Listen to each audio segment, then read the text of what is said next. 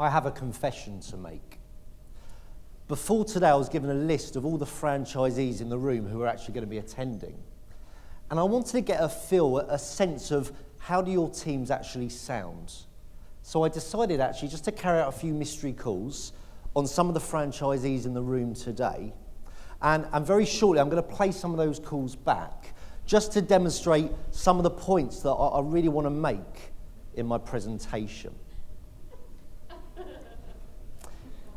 Out of curiosity, just by show of hands, how many of you are sitting there right now thinking, please God, don't let it be me?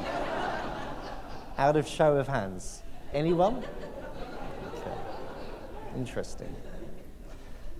Conversely, who's sitting there thinking, actually, you know what? I hope it is me. Anybody? So there's a couple of cocky agents in the room. Okay, excellent. Now, you'll be relieved to know I'm joking, so you can breathe. But if we are really world class in what we do, shouldn't we have all put our hand up when I asked the second time? The fact that probably 98% of you put your hand up first, does that mean you're not proud of how your team sounds? Is it fair to say that you think your team are good, but maybe they're not world class? Having now helped 8,000 negotiators and upwards, I've worked with 200 agents all over the country, and I've seen what world class actually looks and sounds like. And that's what my talk is about today. Let me tell you about Laura. Laura was 19 when I first worked with her, and it was probably about 3 years ago now. She was a lettings negotiator for a very small independent estate agent called Chase Evans, based in the Docklands in Canary Wharf in London. When I first sat with Laura, she was straight out of college, so she'd never worked before, obviously never been an estate agent before. And I was spending the day training her and her team on how to take an application, how to take an inquiry, how to book viewings, and how to conduct viewings. And I remember one call in particular. It was early in the morning, phone call came in, and she answered the phone. "Good morning, Chase Evans, Laura speaking, how can I help?" This gentleman said, "Hi, I hope you can help. I need to rent a one-bed in the Docklands urgently. Have you got any stock available?" She said, "Absolutely, we can certainly help. My name's Laura Jackson. Who am I speaking with?" He said, "My name's Mike Beard." She said, "Mike, in case we get cut off, what's the best number to reach you on?" She got his mobile. "Mike, can I ask you, who recommended you to Chase Evans?" He said, "Nobody. I've seen your boards around." Well, that's great. The reason I asked, Mike, is most of our business actually comes from recommendation. Now, Mike, you mentioned that you need to move immediately. What's your current situation? So he said, "Well, I'm currently renting a 2-bed in South Quay in the Docklands, but I have to get out." She said, "Okay, that's great. I can help. What's the reason, if you don't mind me asking?" "Well, unfortunately, I've just split up with my fiancée on the weekend. It's hideous, and I have to leave immediately." "Fine, okay, I'm very sorry to hear that," she said. "Have you actually served notice to your landlord?" "We have indeed. We've got a month to move out." "Fine. Challenge accepted," Laura said. "I can help you." So you mentioned the Docklands. Where specifically in the Docklands would you like to be? He said, "Well, I work in Cabot Square in Canary Wharf, so I need to be near a DLR." "Okay, brilliant. Out of interest, what do you do for work?" He said, "I'm a trader. I work for Morgan Stanley." "Okay, and when you say you need to be near a DLR, what do you deem as near?" He said, "Well, 10-minute, 15-minute walk would suffice." Fantastic. And in terms of the actual property itself, what's on your wish list and what will you not compromise on? He said, "Well, as I said, it must be near a DLR. I won't compromise on that because I don't drive." He said, "In an ideal world, I'd love it if there's a gym on site or a gym nearby because I go to the gym 5 days a week." "Okay, anything else that I need to know about?"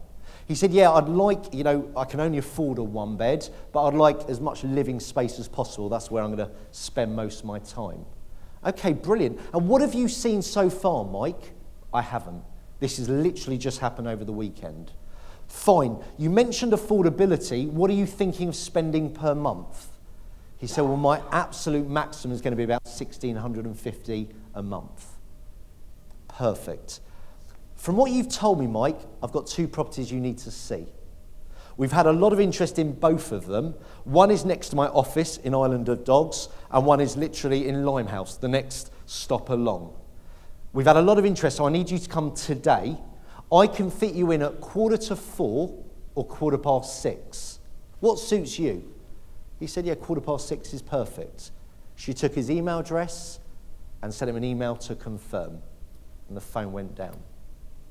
About 6 o'clock, he came to the office, and I stayed there to go out on the viewing. When he turned up, she made him a coffee, we sat down, and she just summarised the conversation, just like I did with you guys. And she said to him, have I missed anything? Not at all, you've covered everything. She said, great, well, let's go and look at the first one. So on the walk to the first property, which was a stone throw away from the office, she said, Mike, you mentioned you go to the gym regularly. She put her hand in her pocket and gave him 3 gym passes. She said, our local gym here is Gym Box. Here you go, so when you move to this side, check out the gym. She then went to the first property, showed him round, answered every question he said. What's the service charge? What is the nearest DLR station? What's the average bill size, he asked. She could answer everything. We then went and saw the second property. Again, got some feedback, answered the questions, brought him back to the office and said, out of the 2 you've just seen, which one do you want to offer on? He said the second one. I really loved it. It's perfect. Great. Got an offer. The following day, the landlord accepted the offer. 10 days later, Mike moved in. Laura sent him a congratulations card, a generic card, not branded. Dear Mike, congratulations on your new home. All the best, Laura. I thought that was exceptional, from start to finish, but it wasn't world class. It was an exceptional call. She did a lot of things right, but it wasn't world class. To me, there were 3 things really missing to make that world class.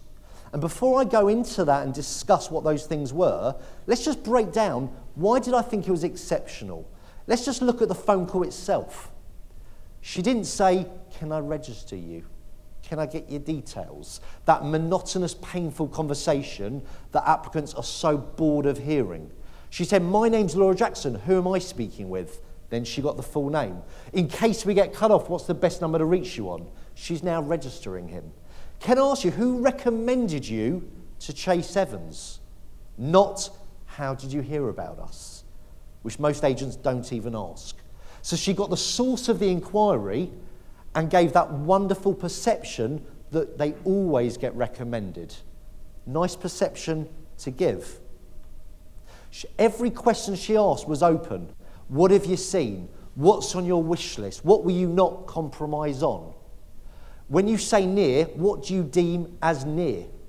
She had what I say is a conversation, interrogation. You imagine a friend of yours you're out in the pub with a friend and they said, yeah, I'm thinking of move to your area. You wouldn't go, budget, number of bedrooms, I hope. You'd have a chat. How come, you'd say? Oh, my missus has just got a new job. Fantastic, what's she doing? You're human. You'd have a conversation. Do your team have conversations? Or do they sound like the robots that Andrew spoke about earlier? Every question was open. By asking the right questions, she was able to recommend 2 properties. It transpired after that viewing, they were the only 2 properties Laura had available. But she didn't need to say that. I hear it day in, day out, the negotiators, oh, we've only got 2 1-beds. Doesn't really look that great. But from what you've told me, Mike, I've got 2 properties you must see. Yes, they happen to be the only 2 we've got available. He doesn't need to know that. It's how it's positioned. She asked for the viewing. She didn't say, I'll email you details. If you're interested, email me. I know you think most agents don't do that. I would say 90% of agents do that. I'll email you details if you like them, get in touch. That's what I see day in, day out. When she closed him for times, she very cleverly said 1:45 or 1:15. Why did she do that? She now looked busier. The truth is she was available all afternoon. But it doesn't look great. I said, yeah, I'm free all day. When's good for you? Doesn't look great. 4:45, 6:15 sounds busier. Same as 99p sounds cheaper than £1. She got his email details, she emailed and got a viewing booked. What about when he turned up at the office? How many of your negotiators meet at the office as opposed to the property? 95% of agents I work with meet at the property, along with every single other agent. We're no different. Default should be at the office. You guys have got good looking offices. I've been to a lot of them. Meet at the office. If you're doing viewings at lunchtime, meet them at their office. Pick them up. If they come in by tube, be at the tube station with a Northwood branded umbrella because it will be raining. It's the little things that make the big difference. But most agents meet at the property where you can't possibly build rapport. When she walked to the first property, she gave him some free gym passes. To me, that was genius. Not only did she listen, but she acted on it. I asked her, how did you think of that? Very clever. She went to the local gym called Gym Box. And she said, I'm a negotiator moving people in and out this area every day. Would you like more members? She said. He said, well, of course I would. He said, great, give me some free gym passes. And if an applicant shows an interest, I'll hand them out. So not only does she now have a free gym pass, but she gives them out to every applicant that shows an interest. She got some great feedback. She could answer every question. Can you honestly say, hand on heart, your team can answer every question of the questions they hear every day?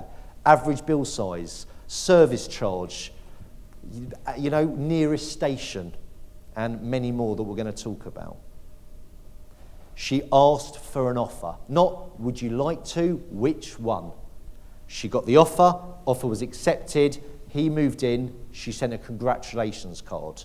I thought the card was genius. She bought 1,000 from Costco, and every time that an applicant moves in, she sends a card every single week. I proposed in the Lake District about 10 years ago, actually, it's my 10-year anniversary next month. And I proposed in a hotel called the Langdale Chase. The only reason I know it's called the Langdale Chase is every year they send me an anniversary card. How did that happen? Because when I proposed, I said to them, I'm going to pop the question, can you set up a private room for me, make it really romantic and special? Which they did. So they knew the date of my anniversary is the 22nd of October. Every year I've had an anniversary card from them. It's cost them about a tenner. I've recommended about 15 of my couple friends to that hotel that have all stayed there on the back of my recommendation. They've probably made about £5,000 and it's cost them a tenner. What are we doing to stand out? What are we doing to truly be world class? As I mentioned, Laura was exceptional, but she wasn't world class. Any ideas what the 3 things were that were missing, preventing her from being truly world class? Anyone?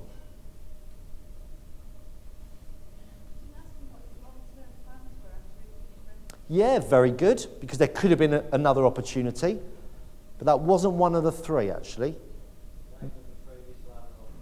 Excellent. By show of hands, how many spotted that opportunity, the previous landlord? Okay, that's quite reassuring, about 30% of you. He was renting a 2-bed in her area. It didn't even occur to her. After training, that was a standard thing. Quite interesting this, one of my first agents I ever trained 11 years ago was Green & Co. Very successful agent in northwest London, bought out by Countrywide about a year ago. And David Pollock, the chairman at the time, did a survey on lettings about 2 years ago. And this is what he found. 89% of applicants looking to rent were already renting in his catchment areas. 89%. Now, that might be northwest London, so we're talking West Hampstead, Cricklewood, Maida Vale areas. So that's not representative of the whole of the UK. But let's be negative and say it's 50%. So when your team speak to applicants, 1 in 2 applicants they speak to are renting in your area. Are we getting the details? By show of hands, how many times are your negotiators getting the landlord's details? Are they doing it every time? By show of hands? Not one.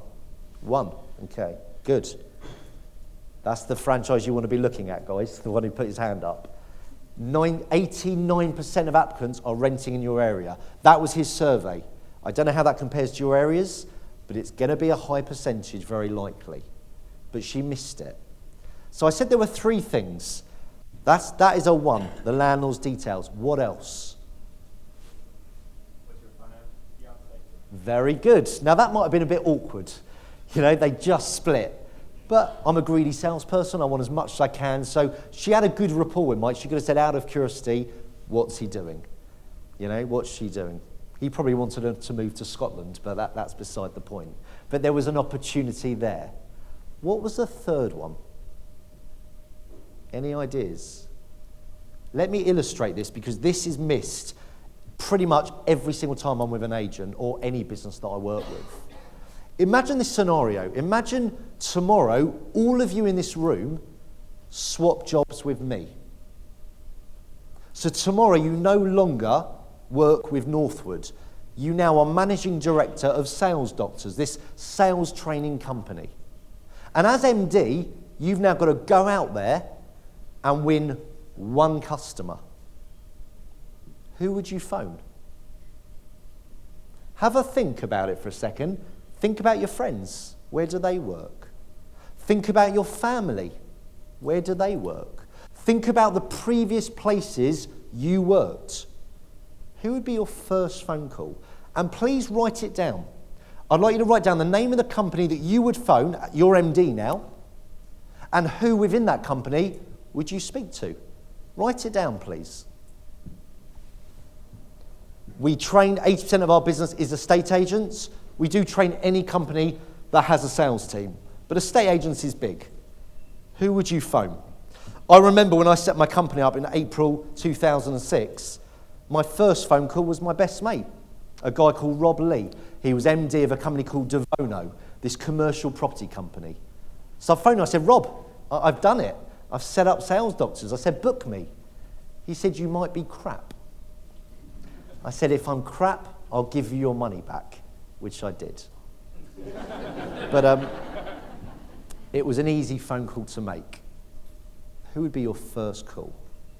By show of hands, how many have thought of somebody? By show of hands. Okay, at least 50% of you. At 3 o'clock when I finish my talk, my contact details are going to go up behind me. Would really appreciate you just to email me the people you wrote down. There'll be fantastic opportunities for my business. How many of your team are doing that? Harvard Business Review did a survey on recommendations. There was 2 things they came to, their findings, which I found fascinating. They said that 90% of customers would gladly refer. 90%. Only 10% of people ask. That's shocking, right? 90% would be delighted to recommend. Only 10% of people ask. When I ask the team I work with, the negotiators, why don't you ask?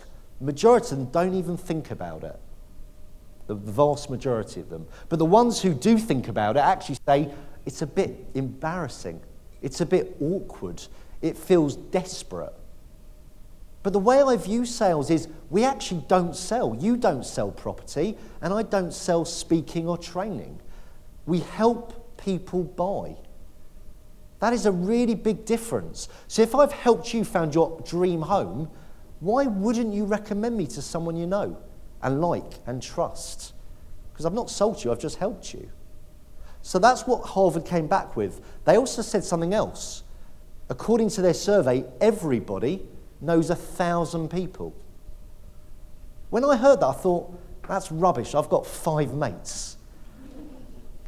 But then when I actually thought about it, I have 2,000 LinkedIn connections, I have nearly 350 clients, and I've got 5 mates. So when I add that up, I exceed this 1,000. But the thing I do consistently and habitually is I ask. I'm one of the 10%. What I encourage your team to be doing is asking the question. How do they ask? Well, I've already done it on you. If we swap jobs, Mr. Landlord, and do it, try it. If we swap jobs, Mr. Landlord, so tomorrow you worked at Northwood, who would be your first phone call? And you'll hear the landlord say, I'd phone my brother. He's actually got a portfolio in your area. I'd give him a ring. And you say, I'd love to speak to your brother. They'd say you're a cheeky whatever. But it works. The other way is what's called positive affirmation. Once the applicant has moved into the property, you phone them up, which I got Laura to do. Laura phoned up Mike a week later. Mike, Laura here from Chase Evans. How are you getting on in your new property? Laura, I love it. Thank you so much. I feel the stress has left me. I'm really, really happy. Thank you. She said, Mike, you mentioned you're a trader at Morgan Stanley. That's a big business. I'd really like the opportunity to come to your offices in Cabot Square and just meet some of your traders, give them my business card, and see if I can help anyone. She got 3 referrals from doing that. She met his team of traders on his floor, 2 of which were landlords, and 1 was looking to rent, just like Mike did. Had she not have asked, it wouldn't have happened. That's the difference between good, exceptional, and world class. But it's doing it consistently, day in, day out. Having worked with these 8,000 negotiators now, I've actually broken down what are the top 1%, the top 80 do habitually every day, without even thinking about it. What makes the top 80 the world-class negotiators in the country? And I've broken it down to about 6 what I would call key components of true success. Let me share those. One of my clients about 4 or 5 years ago was a manufacturing company. They manufacture shoes. Very successful in the UK, but the managing director was looking to get into Europe, into Africa, Asia, and other areas.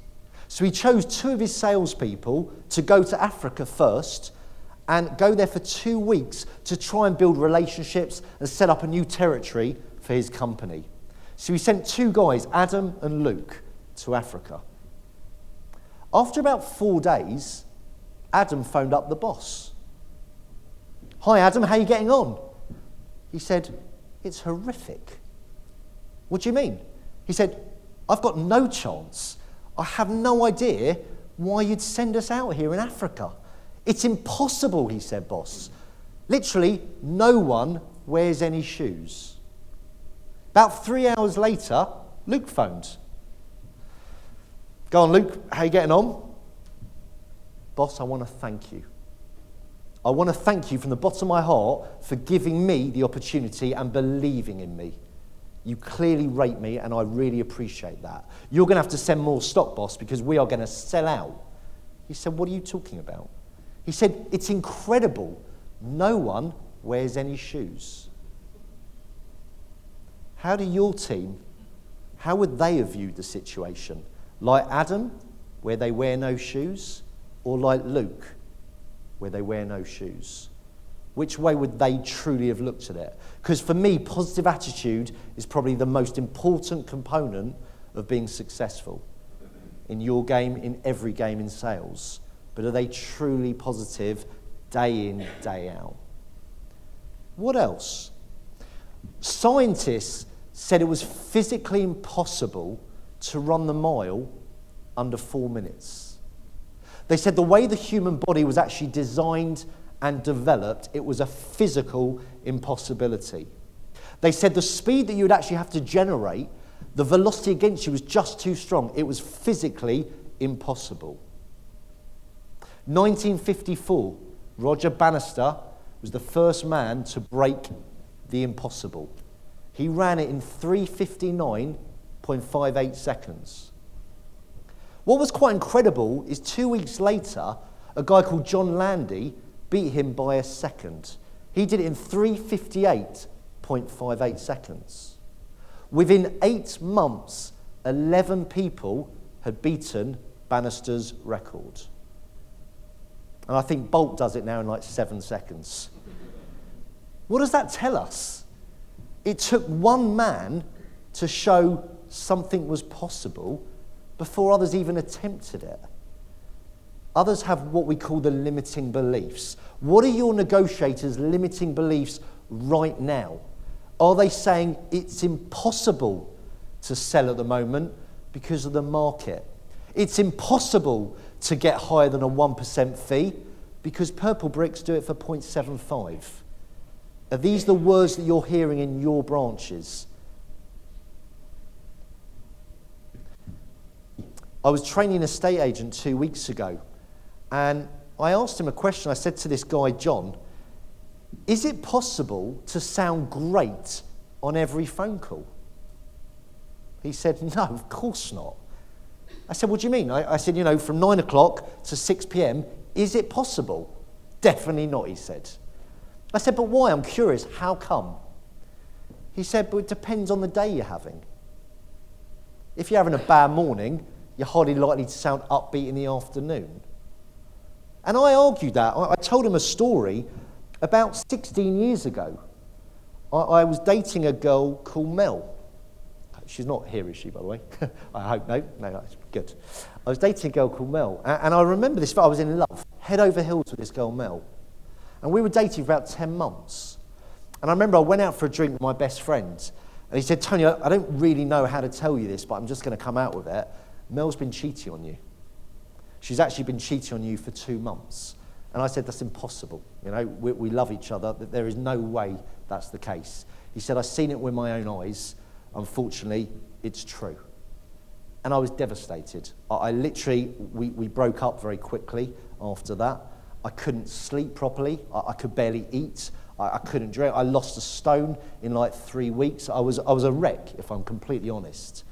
And I remember I was playing snooker with my dad's closest friend, a guy called Melvin. And he said to me, Tony, how's life treating you? I said, well, I'm not in a good place, to be honest, actually. I explained to him about Mel, and I said, she actually cheated on me. She's admitted it, and I feel sick. I can't actually see how I'm going to get over this. And I said, I've been to the doctor about it because I've lost a lot of weight. And you know what? She's actually given me a stomach ulcer. He said, what do you mean? I said, well, I told you. She's been cheating on me for 2 months. I can't sleep or eat or drink properly. She's given me an ulcer. He said, Tony, what Mel did to you is horrible. But you gave yourself a stomach ulcer, not Mel. And in a weird way, I'm quite pleased she cheated on me. Because without that, I would never have learned that life lesson quite early on. What she did was always going to happen. How I reacted to that was my choice. I was 100% in control of how I reacted to that. It's all fine. Mel and I are married now, so it's wonderful. So don't worry. I'm joking. But the point is, how are your negotiators reacting to what's going on? When they have a bad call where the landlord decides they don't want to put the property on with them, when the applicant says, I'm not buying through you, do they lose the deal or do they lose the day? How are they reacting to that? Because they are 100% in control of that. There was a very famous footballer in the 80s, a guy by the name of Craig Johnston. I don't know if you remember him. He played for Middlesbrough. Talented player. And when he was first signed by Middlesbrough, the manager at the time was Jack Charlton. And he really didn't rate him. He actually put him on the bench, and pretty much every game he was sitting as a reserve. As a true story, Craig, he actually drew in the car park of their stadium, he drew this big goal on the wall with chalk. And every day and every single night, Craig would practice 3 kicks. He would practice scoring with his left foot into the top right corner, with his right foot into the top left corner, and a low drive right down the middle. Every single day and night, he would be practicing. And Jack Charlton used to watch him and see him and say, what's that idiot doing in the car park? And he never asked him to play. And one Saturday came where the Middlesbrough got a stomach bug, and half the team were off violently sick. So Charlton said, let's get that idiot come and play for us. We've got no choice. He can't be that bad. He can come and play. On Craig Johnston's debut, he scored a hat-trick. Left foot in the top right corner, right foot in the top left corner, and a straight drive bottom middle that he'd been practicing day in, night in. How many of your negotiators truly practice? I hear this the whole time. I've been doing this 10 years. Why do I need to practice? If Roger Federer has 4 coaches, and if Paul McCartney rehearses before every single concert, we've got no excuse. The top 1% practice every opportunity they do. They're role-playing with their colleagues to make sure when the landlord says, your fee's too high, they've got the answer. When the vendor says, heard bad things about you, they've got the answer because they've practiced it till it becomes habitual. Perfect practice makes perfect. What else do these top 1% have? They're knowledgeable. They actually know what's going on in the market. They read Property Industry Eye. They read The Negotiator. They read Property Drum. Their managers test them week in, week out. The best agents I work with, every week they'll choose one negotiator to stand up in the morning meeting and deliver for 5 minutes what's going on in the market. Educate us. So they insist that everyone knows what's going on in the market. When we do training with estate agents, we do some mystery calls first, for real, but we also do mystery shops. We go in with hidden cameras. Our glasses are cameras and our pen is a camera. And when we go in, we always say similar things. We say, I'm moving to the area. I've got a 2-year-old and an 8-year-old. Where's the best schools? 90% haven't got a clue. I play golf, I say. Where's the best golf club in the area? Clueless. My wife's a teacher. What's the best school that you would recommend? Haven't got a clue. If they're experts, if they're truly world class, shouldn't they know their areas? So the best agents I work with, they create a knowledge Bible. So every time anyone within their business learns something about the area, about the market, about anything, it goes in the Bible. So they can all learn from it and continuously update it. So there's not an excuse. There's an excuse to not know it once, but not twice. I would say the final component is enthusiasm. How do we make sure your team sound great at 9 a.m. when they've had their coffee fix and at 6:15 on a Friday night when it's raining outside and they just want to go to the pub? How do we make sure they always sound great? The way I do it, and I've been doing sales for 19 years now, I call it the whale. In my business, I get 2 whales a year. By whale, I mean someone who spends over 100 grand on training with my company. And we monitor everything. So in 11 years, we've had 2 whales a year. This year, I've just had 1. It's a company called FedEx that you're probably familiar with. And I got a call end of January, I think it was, and my PA took the call. She said, Tony, there's a lady called Judy on the phone from a company called Vertox. Vertox? I've never heard of them, put them through. I took the call, how I always do. 2 months later, I was in Birmingham to meet Judy. 2 months later, I met Judy and her colleagues, the directors, and they shortlisted me and we won the deal. They're spending over 150 grand with my business. They were a whale.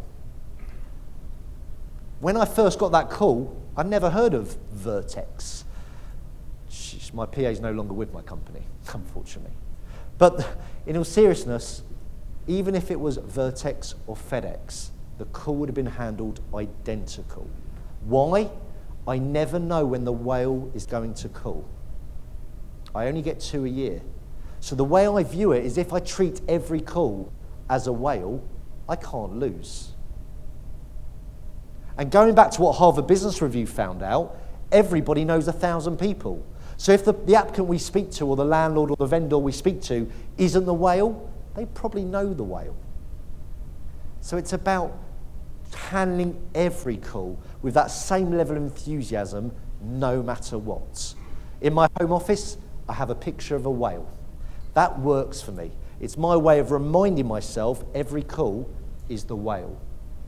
I was delighted, I worked with Move With Us, and I was delighted to go into their call centre 2 weeks ago. There's pictures of whales all over their call centre, because it works for them. Next time I'm there, I'm going in with a harpoon. But I was delighted because that works for them. If that works for you, use it, take it. If it doesn't, don't do nothing, do something that works for you. I was playing golf yesterday. I was very lucky. I had a day off for once. And I decided to take a client who very kindly referred me to some business. And I took them to the Grove. Don't know if anyone's played there, but lovely course in Watford. It's where they're holding the Open in about a month. And I've never been there before, my first time. And when I turned up at the Grove, and I drove up to where it said golf, I went up to this guy in a Grove t-shirt. I said, "Hi there, where do I park?" He said, "Are you here to play golf?" I said, "Yeah, absolutely." He said, "Please, we'll do it for you." So I got out my car, he took my keys, and he went and parked my car. I then went in for a spot of breakfast. I came onto the first tee with me and Paul for 10 to 9 tee off. And the gentleman there said, "I take it you're Mr. Morris and Mr. Chandler." I was like, yeah, we are. That's impressive. He said, "Have you played at the Grove before, Mr. Morris?" I said, "No, never." He said, "Let me tell you about the course." And he started telling me about some of the holes and some of the new regulations that I needed to know. He gave me a set of 3 balls branded the Grove. He gave me the tees, the pencil, and everything else that I possibly need, bits for the kids. And we went and played. On the 4th tee, he came with a buggy. He said, "Guys, it's so hot here. Here's a couple of bottles of water for you." Thank you very much. We carried on playing. We got to the 8th tee. He said, "Hi guys, how's the round going?" I said, "Brilliant, I'm loving it." He said, "There's a halfway house at the end of the 9th.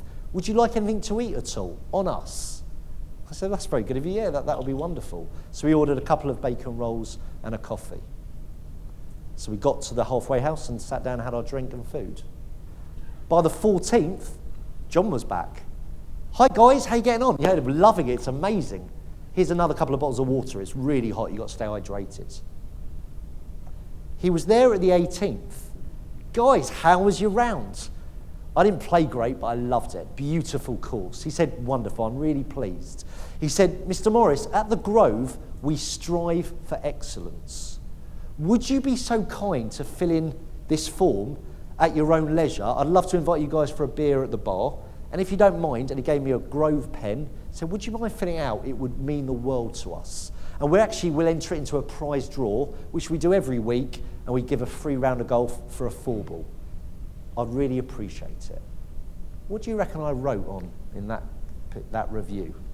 He was incredible. In my opinion, he was world class. How much did all those little things cost him? A £5? A bottle of water? A bacon roll? A beer? I'm going to tell a lot of people about that, including the 200 I've just told. Because for me, that is world class. Yes, the Grove's an expensive course, and you would hope the service would be great. But does it have to be an expensive place for the service to be exceptional? Because the truth is, ladies and gentlemen, in the market we're in, with the emergence of Purple Bricks and these other online agents, if the service we give is bad as agents, then our clients are going to choose the cheapest bad service. My challenge to you, to each and every one of you, is when you go back to branch tomorrow, are you going to carry on doing the same things you do in, day out? Or are you prepared to take it to the next level and think every step of what you do, what can we do to truly be world class? From the call, the viewing, the valuation, and the aftercare. It's the little things that make the big difference. Service will always be, in this market, the biggest differentiator from traditional agents and the online agents. But not just any service, world-class service. My challenge to you all is to go back there, think about Laura, think of what made her exceptional, but use those 3 other bits and make sure you're truly world class. Thank you.